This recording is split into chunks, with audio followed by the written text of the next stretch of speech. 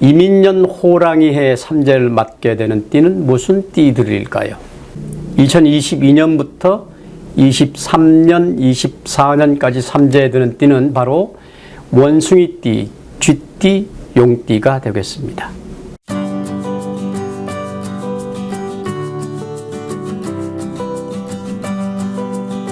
여러분 안녕하세요. 반갑습니다. 겸재명리학 연구원입니다. 오랜만에 인사드리게 되었습니다. 여러분 덕분에 저희 겸재명리학 연구원 유튜브 채널이 구독자 4만 명을 돌파하고 순항 중입니다. 다시 한번 진심으로 감사하다는 말씀을 전합니다.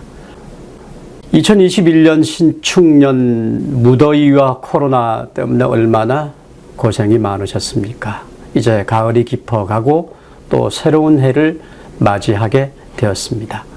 2022년 새해 여러분들 건강하시고 소원 성취하시기를 기원드리면서 오늘 방송을 시작해 보겠습니다. 오늘은 삼재에 관해서 이야기해 보려고 합니다. 철학관을 운영하며 상담해 보면 정말 많은 분들이 삼재에 대해서 걱정들 하시고 또 두려워하고 삼재 해로움에서 벗어날 수 있는 대비책은 무엇인가 묻는 분들이 많이 계십니다. 그래서 오늘 영상의 주제는 삼재가 되겠습니다.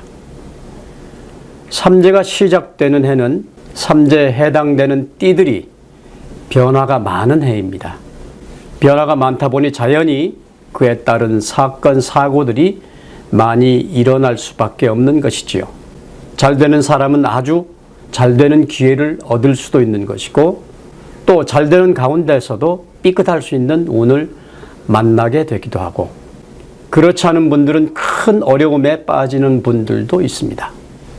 그러기에 삼재가 드는 첫 해에는 매사에 조심조심하며 다가오는 변화를 큰 기회로 삼을 수 있도록 철저히 준비하고 또 어려움에 대처할 수 있도록 매사 일처리에 한 번 더 점검해보는 꼼꼼함이 요구된다 하겠습니다. 이 영상을 시청하시는 여러분 모두 이민년 새해에 삼재의 영향에서 무탈하시고 소원 성취하시기를 기원합니다. 여러분 삼재는 무조건 나쁜 것이 아닙니다. 사실 대한민국 4분의 1이 삼재에 해당되니 약 1000만 명이 삼재에 들어있는데요. 다 나쁘다고 말할 수는 없는 것이겠죠. 그런 의미에서 보면 미신이라고도 말할 수 있는 것입니다. 자, 그러면 이민년 호랑이해 삼재를 맞게 되는 띠는 무슨 띠들일까요? 2022년부터 23년, 24년까지 삼재에 드는 띠는 바로 원숭이띠, 쥐띠, 용띠가 되겠습니다. 우선 삼재를 설명드리면 삼재의 원리는 충과 합으로 설명이 됩니다.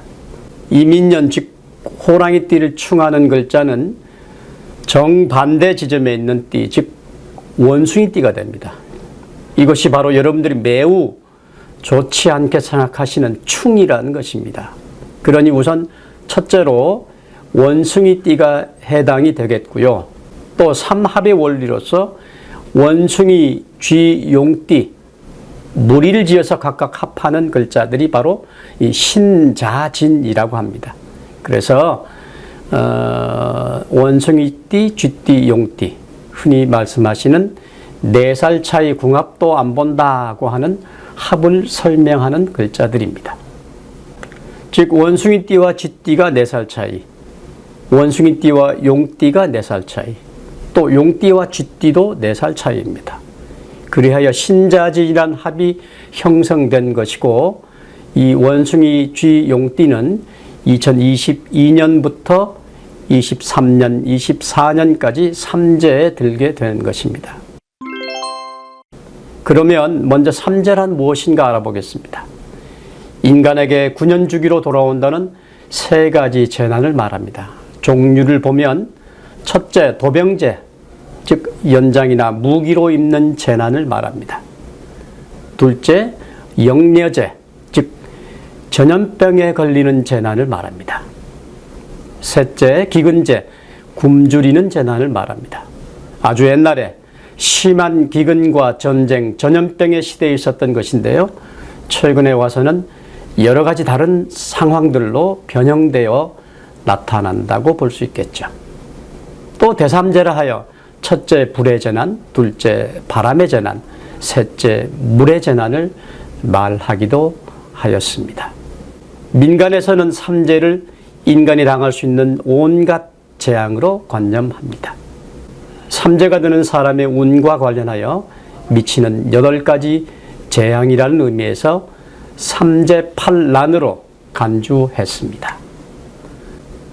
8가지 재난은 첫째 손재, 두 번째 주색, 세 번째 질병, 네 번째 부모, 다섯 번째 형제, 여섯 번째 부부, 일곱 번째 관제, 여덟 번째 학업입니다.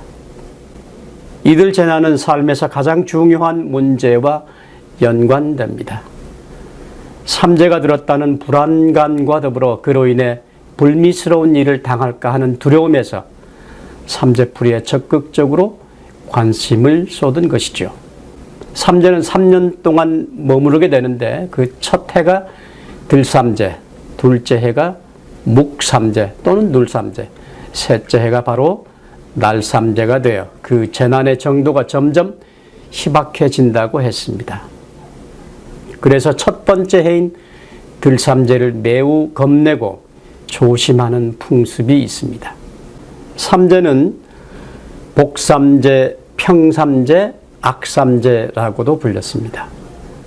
어떤 분들이 복삼재인지 악삼재인지는 지나온 시간, 즉 2010년, 11년, 12년 어땠는가를 기억해 보시면 되겠습니다. 그 시기에 운이 좋았던 분들은 복삼재이고 평범하게 아무 일 없이 지나간 분은 평삼재일 것이고 아주 좋지 않은 일을 겪은 분들은 악삼재일 것입니다. 좋은 대운을 만나서 승승장구하시는 분들은 삼재의 영향이 적을 것이고 나쁜 운을 만나서 고전하시는 분들은 더욱 위험한 상황에 노출될 수도 있는 것이기 때문입니다. 역법 가운데 가장 흔하게 사용되는 십간 십이지의 간지법은 한 개인의 태어난 연도와 달 그리고 날짜에 각각 간지를 배당하여 그에 따라 사람의 운명과 기륭을 점치는 간지법을 써왔습니다. 이 삼재해에 해당하는 3년 안에는 남의 일에 간섭하지 않고 삼가고 꺼리는 일이 많았습니다. 전근대 사회에서 삼재는 액년을 상징하는 대표적인 것으로서 반드시 예방해야 하는 대상으로 간주되었습니다. 이 밖에 다양한 민속관념이 삼재와 관련해서 존재합니다.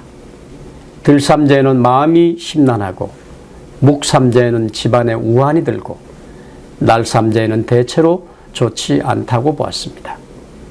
중년삼재에는 재산이 줄고 노년삼재에는 낙상과 구설이 많다고도 했습니다. 불교에서는 인간의 계산으로 미치지 못하는 긴 세월인 겁의 말에 일어나는 재해를 삼재라고 합니다. 우리 몸, 말, 생각으로 인하여 생기는 재앙이 삼재라고 했습니다. 이처럼 인간의 삶에 위해한 세 가지 재앙의 대표 명사로서 삼재는 삶의 문제 가운데 어느 것을 가장 중요한 것으로 보는가에 따라 달라진다고 봅니다. 절집에서는 정월 대보름날에 절 뒤에 선왕당에서 선왕고사와 함께 삼재 마기를 하는 곳도 있습니다.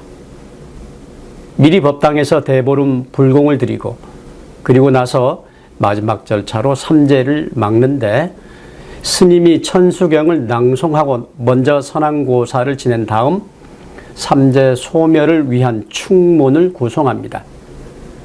그러면 각자 준비해간 촛불을 밝히고 잡곡을 사방에 뿌리고는 마지막으로 절에서 구입한 삼재 부적을 태우는 곳도 있습니다. 우리 선조들의 대책을 살펴보면 첫째가 매사를 조심하는 방법이요. 또 가장 보편적인 예방법으로 삼재부 또는 삼재소멸부라고 칭하는 부적으로서 삼재를 예방하고자 했습니다. 예측할 수 없는 미래를 예측 가능한 시간으로 환원하고자 하는 주술적인 의례 방식 가운데 하나인 것입니다. 그러나 이 모든 것은 결국 사람의 마음에서 비롯된 것입니다. 삼재의 나쁜 기억으로 인하여 본인의 마음이 너무 힘들고 어렵다면 전문가를 찾아서 그 해의 운세를 알아보시면 좋을 것입니다. 다만 본인 마음에 믿음이 없이 어떤 일을 행한다면 아무런 영향력도 없다는 것을 말씀드립니다. 삼재를 미신으로 치부할 수도 있으나 급격한 변화가 시작된다는 것은 여러 가지 일에서 다양한 일과 복잡하고 어려운 문제들도 함께 맞닥뜨리게 됨을 의미합니다. 여러분들의 철저한 준비가 필요하고 또 새로운 변화, 급격한 변화에 매사 조심조심하는 마음으로 살아가야 한다는 것은 잊지 마시기 바랍니다. 지금까지 삼재에 관해서 알아보았습니다. 다음에도 여러분들에게 유익한 정보를 갖고 다시 만나 뵙겠습니다.